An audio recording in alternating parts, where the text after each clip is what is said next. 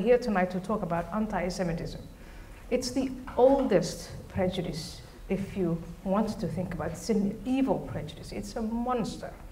And the more I find out about it, the more I think, if we're not able to slay that monster in 2019, how can we face up to all the other prejudices? We thought we did. After the Holocaust, we thought it was over. We said, never again, never again, never again. And now here we are. I work on trying to understand Islamist ideology. And Islamist ideology, like all other ideologies and like all other philosophies, it has a vision of the future for society, all society. There's a utopia in place. And part of that utopia is to make the world free of Jews, free of the state of Israel. And if we don't talk about that, if I don't, I don't think it's courage or bravery or anything like that, but I do feel that it is an obligation to say, isn't this what the other utopias promised? So I'll say, last week we were at a conference, some colleagues and I from ISGAP. Yeah. We're part of a conference here in Oxford University.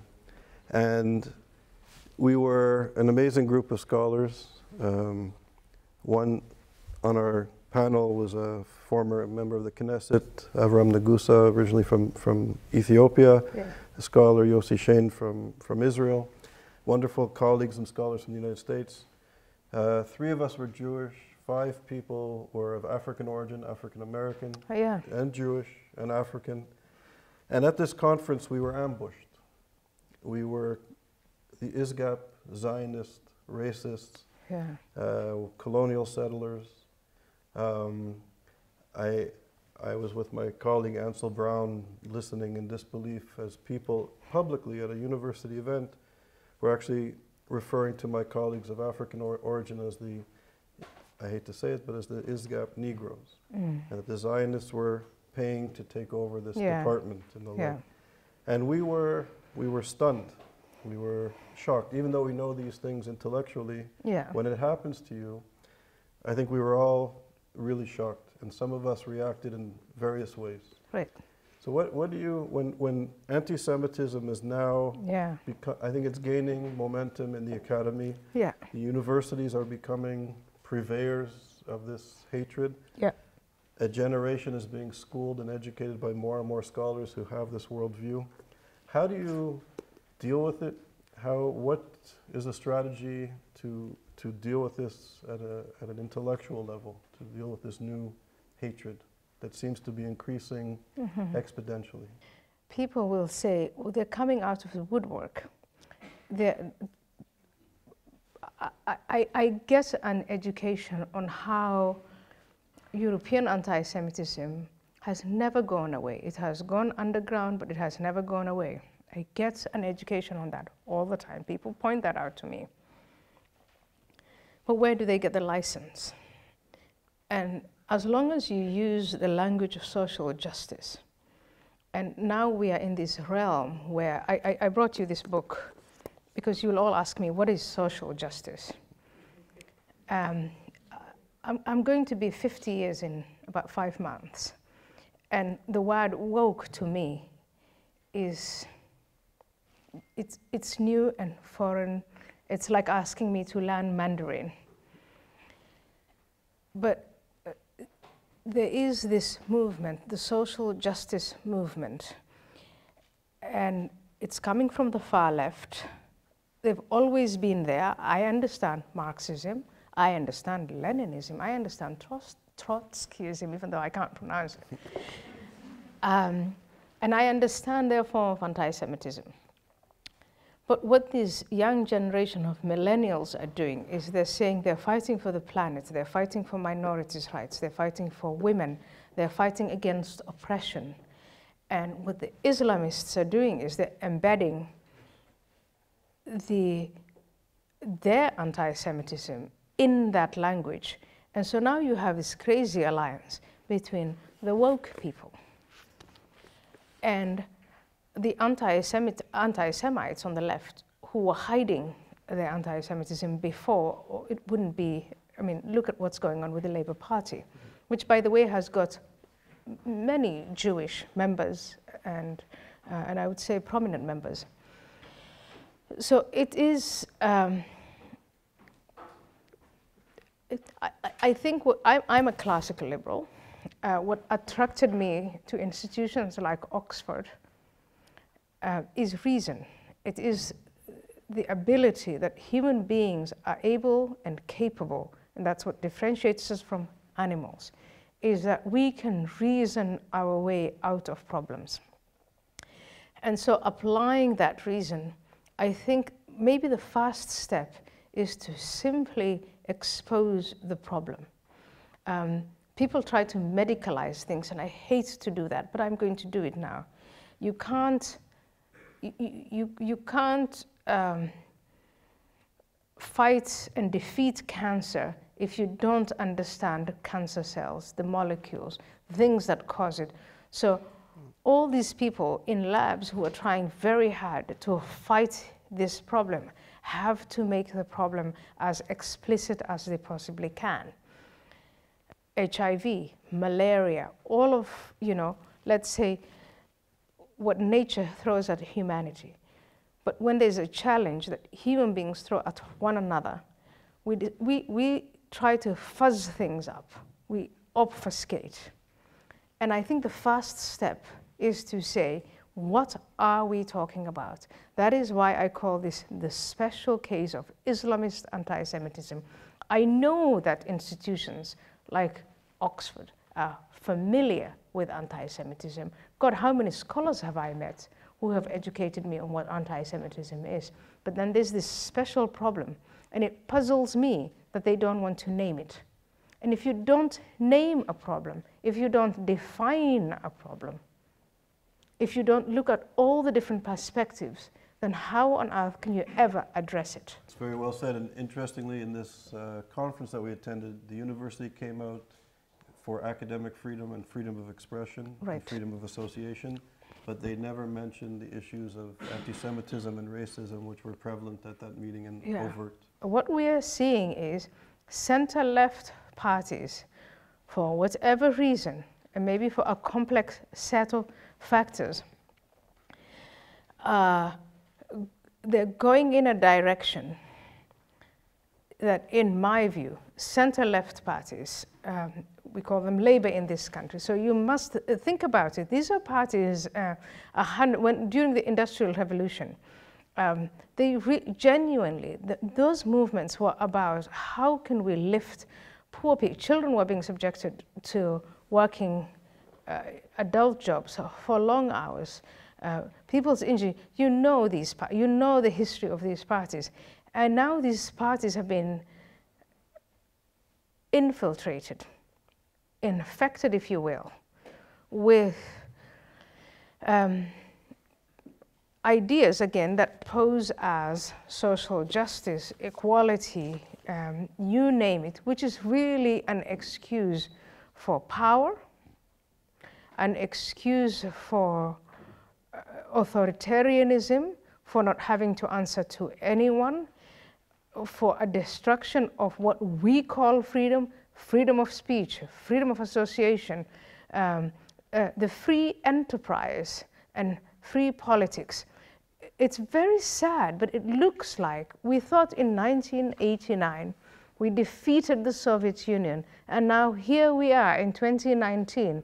And I think for whatever reason, they have infected us with something in our universities and political parties, especially the center-left parties. And there, how can we say we are the winners? We're not the winners, we are the losers. And the Islamists are exploiting this.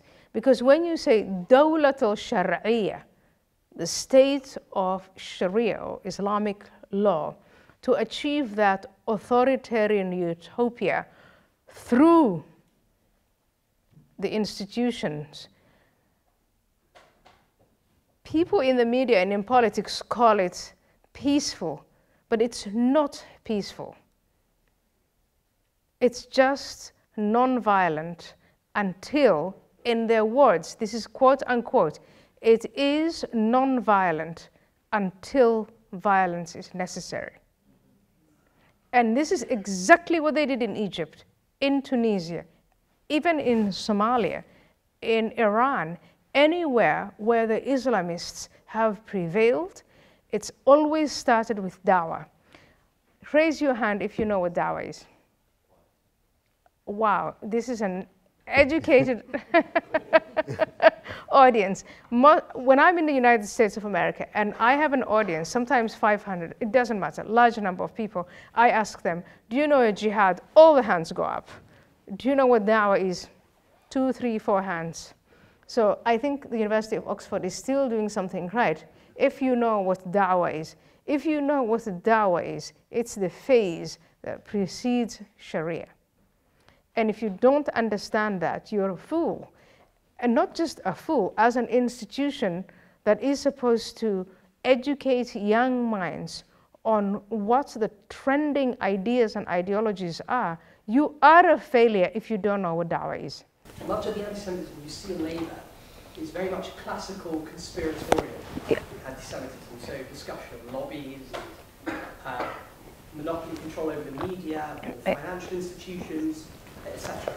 And actually, if you look at instances of, if you look at the demographics of the anti-Semites, they're not Muslim, overwhelmingly. They're very much atheistic, secular, middle-class, basement activists who are just rabble-rousing on Twitter, causing a fuss and hounding Jewish MPs. And so I don't think it's fair for you to diagnose upon the left anti-Semitism as the exclusive function of Islamist infiltration into Europe. I don't think that's sensitive to the factual situation in countries. Do you know what? You make a good point there. And I really want to make it, I want to clarify. You're absolutely right. And I want to repeat it. I am not saying that the problem on center-left parties and the anti-Semitism is caused by Islamist it was there. But what the Islamist anti-Semites are doing is they're giving them an excuse to come out of the woodwork. Remember, 1940s, 1950s, 1960s, it was the never again. We're not going to do this. This is the kind of thing that you can't say, you can't do, it's wrong, it's immoral. And then what happens with,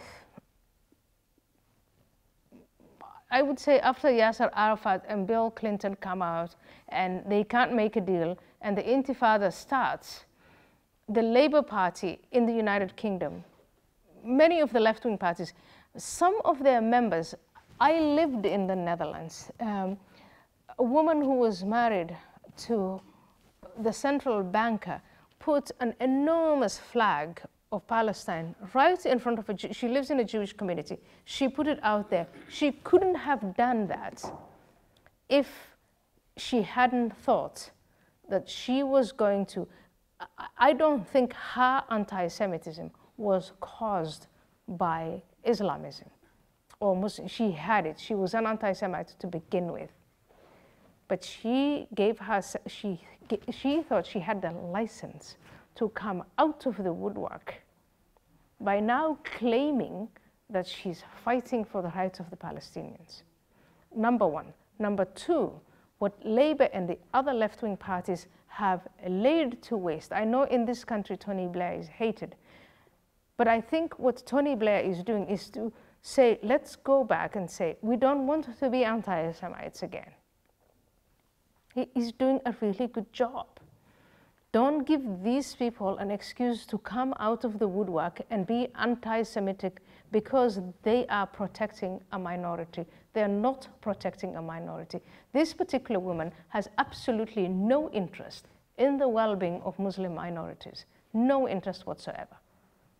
She found a way to come out and say things that, I'll give you a few statements.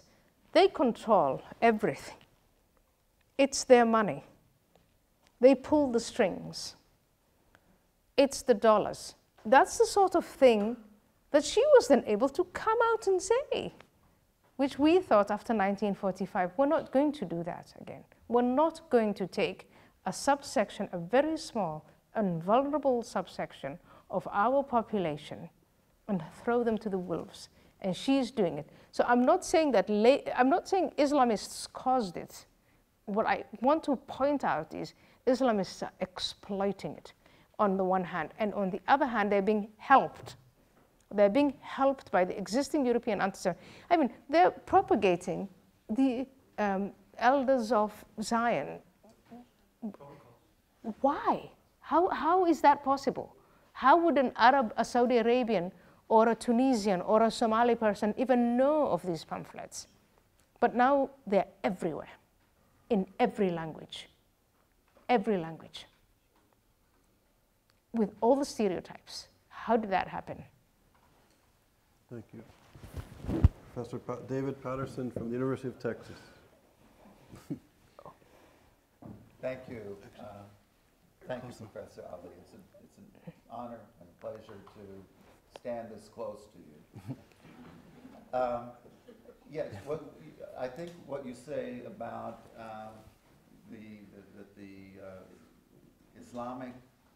Islamist... The special case of Islamist anti-Semitism, yeah. Yes. There's a lot of money, the scale is huge, they're making use of social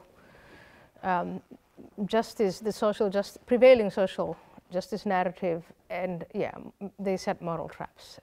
Yeah, and it seems to me they not only enable the other anti-Semites, as an example you give, to come out, but and in the discourse of social justice, is there not the implication that not only is it permissible, it's morally desirable? Yeah. That it's cloaked in righteousness. That's the social justice. It becomes not only fashionable, but socially required, and especially on college campuses, when young people want to be good. Yeah. They want to be moral. They want to stand up for those who are vulnerable, those who are weak. Yeah. And that, in a way, I mean, you ask me, tell me your view on this. Is it the case that sometimes, especially in the young, what is good in them is exploited? Yeah. To these nefarious ends?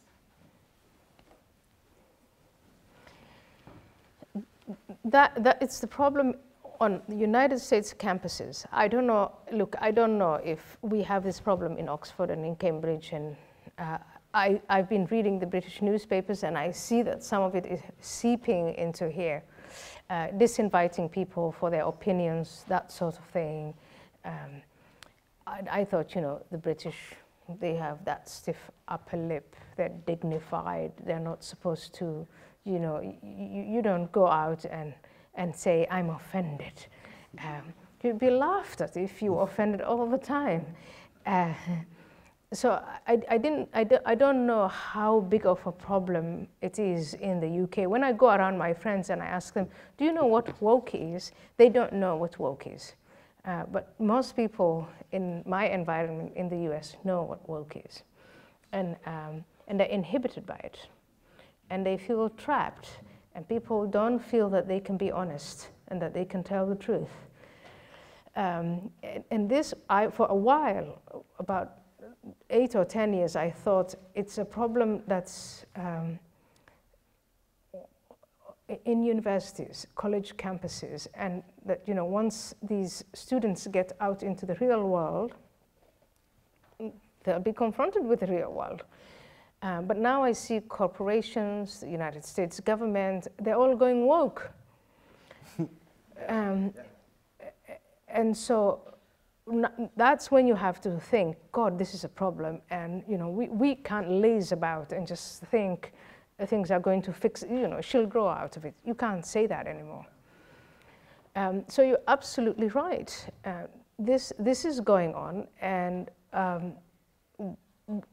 to be very specific about what you're saying, in the woke narrative, there's a matrix of victims.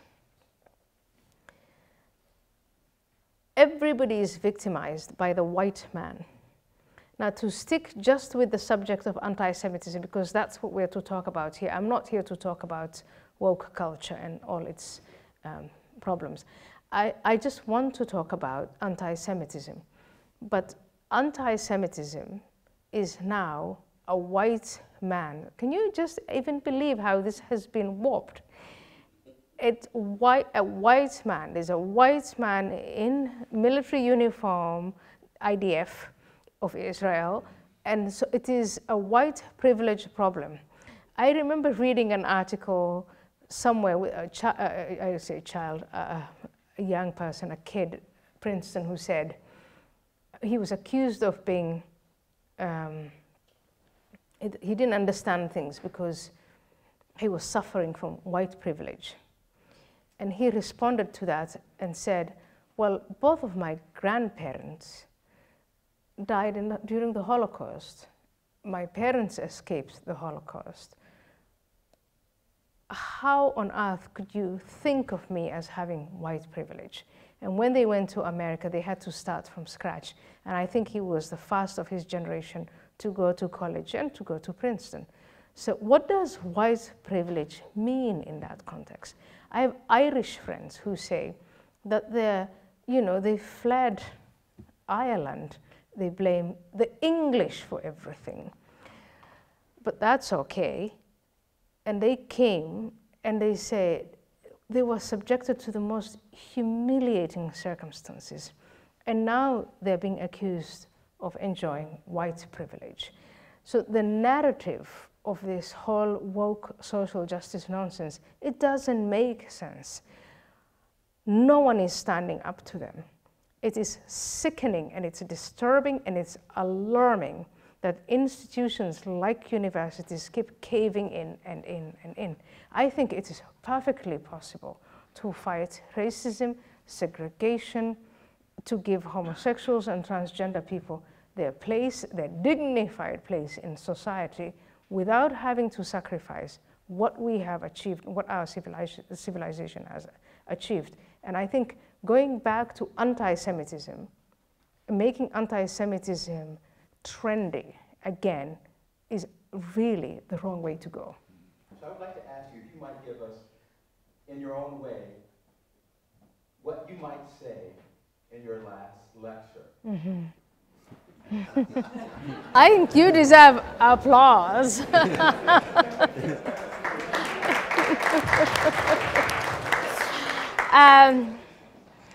Critical thinking. And that's also what this young man asked about music. That's what it amounts to.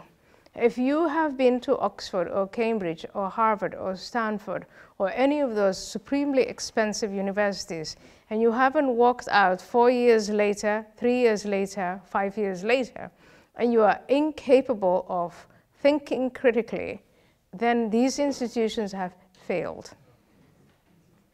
My last lecture would say, going to these institutions as a freshman, you don't know anything about the world. Don't treat them like daycare centers. It's not. You go and learn to think, how to think, not what to think. That would be my last lecture. And I'm grateful to my professors at the University of Leiden for giving that to me. Music. I would say it would be amazing if you came up with something that goes against the grain. Thank you so much. And there's a phrase that we use in my company called LAMP, literature, art, music, philosophy. Yeah, literature, art, music, philosophy. If in all of those fields and in science and everything, you have to add, you have to be able to add to what we already know. And if you find yourself constrained by the prevailing orthodoxy, and now the prevailing orthodoxy is this, it's woke. It's not even an orthodoxy. It has no sense of coherence. It's silly. It's backwards. But if you find yourself constrained by the prevailing orthodoxy, then fight it. And if you can't fight it, leave, let others do it. But the institution survives and the institution thrives, and those who come to the institution survive and thrive, and I don't know, if they stand up to the prevailing orthodoxy. So this whole thing about, oh, Jordan Peterson is invited to come to the University of Cambridge, and then he's disinvited. This particular individual is invited, and then he's disinvited. That is, you know, I would say, if I look at history and think, God, those days, they actually had to deal with the Pope. They had to deal with kings and queens. They had military, you know, you had to deal with Stalin, for heaven's sake. And now you're saying, I'm going to nix my entire research program because somebody's going to call me a racist. And I think that's wondrous. Yeah, I can see all of us, people coming from Africa, we think that just name calling, they're not going to kill you. They're not going to take your head off and run away with it. They're not going to kill your entire family. They're just going to call you racist and you're going to call off the whole thing? Come on. So I'm going to call on Noah. Noah's a young Wiesel King scholar, yeah, and he's extraordinarily talented poet, musician, and in 4 minutes, he has a video, and in 4 minutes he encapsulates, I think, the knowledge and wisdom that takes scholars about 3 hours. And if I say, I like your hair, will you call hash at me too? So first I'd like to say thank you so much for being here. I'm extremely grateful for the opportunity to hear you speak, and especially I appreciated the part about including other types of creative mediums as far as countering certain narratives. So my question is actually about anti-Semitism and kind of where you think it stems from.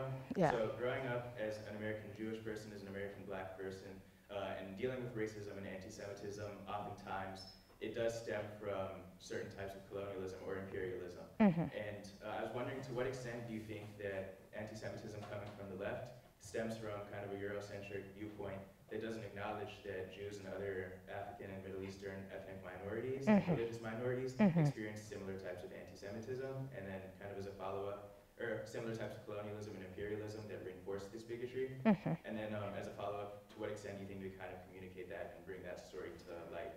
So, I mean, there are so many flavors of anti-Semitism, I don't know where to begin it. On the right, there's all this,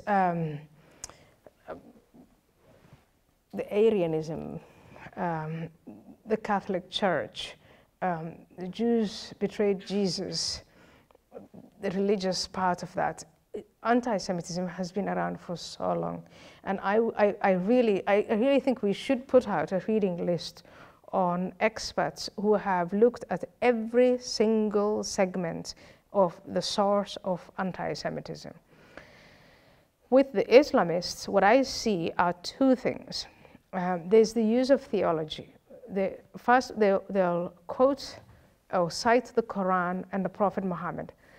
They will say the Prophet Muhammad trusted in Jews and they betrayed him, and therefore he had a license to kill them. That is carried on to that day. That's sort of the theoretical framework, or the underpinning for that. And then there's the whole Palestine-Israel thing. That's what I've studied, that's what I've understand. That has come to me as a child. I've never seen a Jew before in my life until I was 24 years or something like that. I come from a country that is not, geographically, is not a neighbor of Israel. We are not affected. If you live in Somalia, you're not affected by Israel or Israeli politics. And so, in a way, I did think, when I was made to think a little bit more curiously, to come to understand this particular prejudices, then why on earth do I hate them? I don't even know what they look like. I don't know who they are.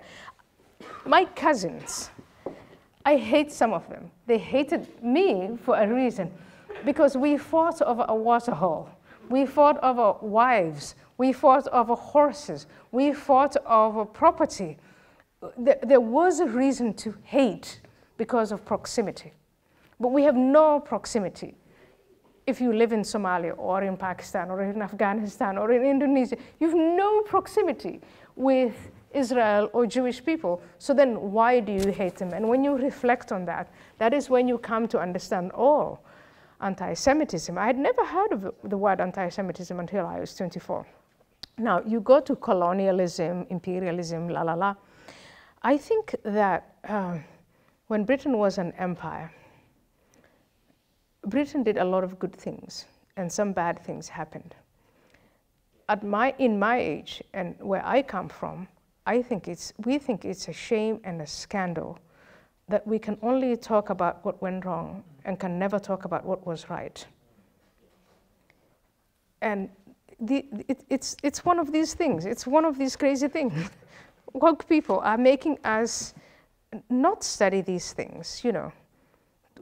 So the question of imperialism, colonialism, Eurocentrism, whatever, I think it's a much more complex. And when, I don't know, I hope when things become more agreeable, we may be able to reflect on the pluses and the minuses of what we've inherited from those years. How we can compare, say, French imperialism to Anglo-imperialism, that sort of thing. And where does anti-Semitism fit into that? I just want to point out the British fought Hitler, and that says something for them. I was wondering if you could connect some of the, if you want to with this part, if you want to connect some of your considerations with woke. Yeah. Something that you said at the very beginning, when you tried to share with us a little bit about what was going to happen prior to Sharia. Yeah. Because I think that this emphasis on woke and what's happening prior to Sharia are deeply interconnected. Absolutely. So I was wondering if you could elaborate on these parallel tracks. When the Ottoman Empire came to an end, some of those in the leadership roles were saying, what did we wrong? What did we do wrong? What went wrong? What happened? And some went obviously in the direction of, let's westernize, let's become European. The Europeans have colonized us, they've invaded us, they won, so let's be like them. But the other side said, no, let's go back, because we failed to be an empire ourselves, because we abandoned what was originally ours, what was authentic. And that is to go back to pure Sharia. So the narrative ever since, end of 19th century, beginning of the 20th century, the narrative ever since of those Islamists was, let's go back. But in saying, let's go back, when they look in the mirror, they don't see themselves. They see the Europeans, the white man, penetrating, taking, imposing, colonizing, and all the rest of it. And that's the narrative that they pushed. Then along come the Bolsheviks and the Stalinists, and it's the same. I think they do find some kind of a rhyme there. So the left, the far left alliance, dalliance, whatever you want to call it, with those who are seeking Sharia has always been there. It started with the same sort of resentment. The blaming of the Jews and the Jewish people, and especially Jewish thinkers, are being seen as traitors of the cause. They betrayed Muhammad. They betrayed the proletariat dream, the utopia. These narratives flow into one another. And if you care to look in what is now called social media, and you just have to go through the trash, that's what you find. These narratives and the way they impact people. That's why I said somebody needs to do a PhD on this alliance. And I know that some people have already done that, but it is just the way it's moving fast, fast, fast. And I think we need to, I think it's a serious, serious thing, because it's influential. It is transforming, in any case, center-left parties in Europe, in Australia, in New Zealand, in the United States of America. It's transformative. And I don't know, when they look at each other, you look at the atheist far left. In this country, you know Corbyn, so the Corbynist personality. and they go off against Western civilization and all its benefits, and all they see is negative, all they see is bad, all they see is horrible. And opposite them is someone wearing a headscarf or a beard or completely allied with Sharia. But they never get to the moment that ISIS showed us. You remember ISIS? We got a glimpse of it, where it doesn't matter what your alliance was. It doesn't matter that you hated Western civilization. It doesn't matter. They took your head off anyway. And I really think that we need to expose them to one another, that alliance of convenience is skin deep. And it's the Corbynists who are losing.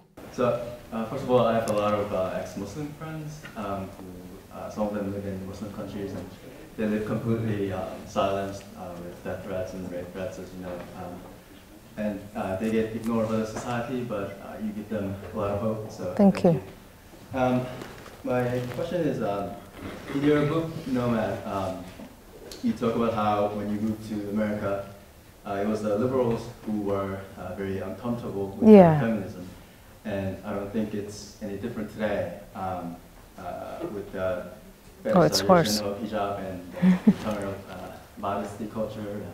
I was taught in school that burqa is empowering.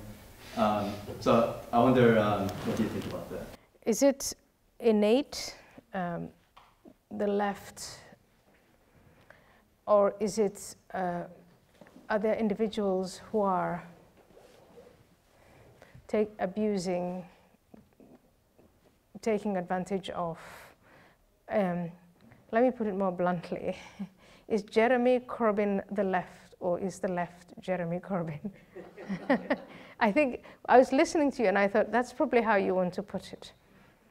And I think it's a bit of both. I think that after the Industrial Revolution, there was a genuine question about how the ordinary man and the ordinary women were treated. And an institution like the Labour Party was on the forefront of fighting for women's emancipation, for higher wages, for people against child labor. These were all very good and wonderful questions to ask, and I think a lot has been achieved. So I don't think we can set aside center-left parties based on what we are seeing today. I do think they've been infiltrated by, yes, the wrong people. But when I say it's a bit of both, I also want to point out that there were always among the left those who demonized free enterprise and political freedom, and always saw the world through a prism of just power, those on top and those on the bottom, and nothing else. Nothing could be negotiated. You will find that history. I mean, I took political science, and it comes in a lot of nuances. And there were some leaders who were very good, and there were some leaders who were very, very bad. And I really think we are now in a place where we have a bad leadership. The Democratic Party in the United States of America, big. I think in a democracy, an opposition party, a major opposition party, is a valuable thing. And what is happening to our Democratic Party is absolutely alarming. What's happening to the Labour Party, alarming. I was in the Netherlands, the Social Democrats, Germany, the SDP, the Socialist Party in France. These parties do have to start to rethink what it is that they stand for now. And they are in a moral and intellectual and ideological confusion. And that's why you have people like Corbyn in the forefront. So that's the answer to your question. And maybe it's going to come again from universities. It's going to come from institutions like this one. People like you will come forward and remind these parties of what they stand for. They most definitely do not represent the general public. You really, I'm talking to you, you're from Sierra Leone? No, from Ghana, and you represented the OAU. When I was little, we used to call it the OAU, Organization of African. What do you call it now? The African. The African Union. I really feel sorry for you that you had to be put in Somalia. I was actually in Addis Ababa, but I had the Somali portfolio. You had the Somali portfolio, gosh. What you said about, and your description, just on an empirical level, if you could please tell your fellow anthropologists here and everywhere else, just tell us what you see, don't tell us what you think or what your views are, just report on what is, and that's exactly what is. If people believe these things, then they want to act that way, and if you want to fight Ebola or HIV or poverty. I mean, I was in the Netherlands and loads of Somalis are in debt, and these Dutch officials are asking me, what can we do about it? And I said, they're in debt because they'll take money from welfare benefits or whatever they work and they'll send it home. And if you send every penny home, you're going to stay in welfare. The collective prevails. So if you really want to get to the bottom of these issues, it's inescapable. You do have to start talking about culture. And what I've seen in the years that I have been here is that people are uncomfortable, supremely uncomfortable to talk about culture. If you don't talk about culture, you're not going to resolve. You can't answer, the psychiatrist can't do his job, you can't do your job, I can't do my job. And then we just keep going, we'll go into the next generation and repeat the same mistakes, and the next generation, but you do have to discuss the superstition. But when the superstition is put on the forefront, people get offended. Why would they not get offended? They'll get offended. But it used to be that you talked past the offense. Imagine in the smallpox epidemic, if people said, now I want to hug my loved one, you wouldn't argue with that. Obviously you do, but these are the consequences. You have to make a choice. You have agency. This is science. And this virus or bacteria or germ is indifferent. It doesn't care about your culture. So do you want to live for the next generation, or do you want to go with the person in the grave? They never ask that question. That is, I think, where you and I come in, where you say you have to force them to understand this. And it will for us, we're going there. Liberal feminism, gosh, I don't want to be fired. I've got many colleagues who feel exactly what you have described, which is if you're a white woman and you have fought for you're a liberal and you're a feminist, you don't say anything about people of color. So the Me Too, they will denounce and condemn Weinstein, what's his name? I'm not particularly a fan of Hollywood, so I don't really know much about what goes on there, but what's his name? Weinstein? Harvey Weinstein. That one, Harvey Weinstein, and what is the guy from? All of these individual, powerful white men, but they're very, very, very, very, they don't know what to do. Do you know how many women were abused and subjected to the sorts of things that came out? Bill Cosby, there was a black guy. It took them a long time to say anything about it, and they're actually not doing it. And then there's radical Islam. And then, I'm looking at the African contingent there, the view on women in Africa. They're not going to address that because deep down they believe this is something that African women need to do themselves. Muslim women need to do themselves, and so on. And tragedy is, I was raised a Muslim, and I come out and I say, well, this is what's being done to us. Can we stop it? And you are an Islamophobe. So as a Muslim woman, as an African woman, you're going to have to fight on the level of within your own community to change things. And then you're going to have to fight these darn liberal women who are calling themselves feminists, but who are really an obstacle, which is a tragedy. But over a time, we just think of them as a joke. So, Ayaan, first of all, I want to say, on behalf of everybody here, we wish you continued strength and success, and we're really grateful that you came here with us tonight, and thank you for sharing your time. So thank you. Thank you.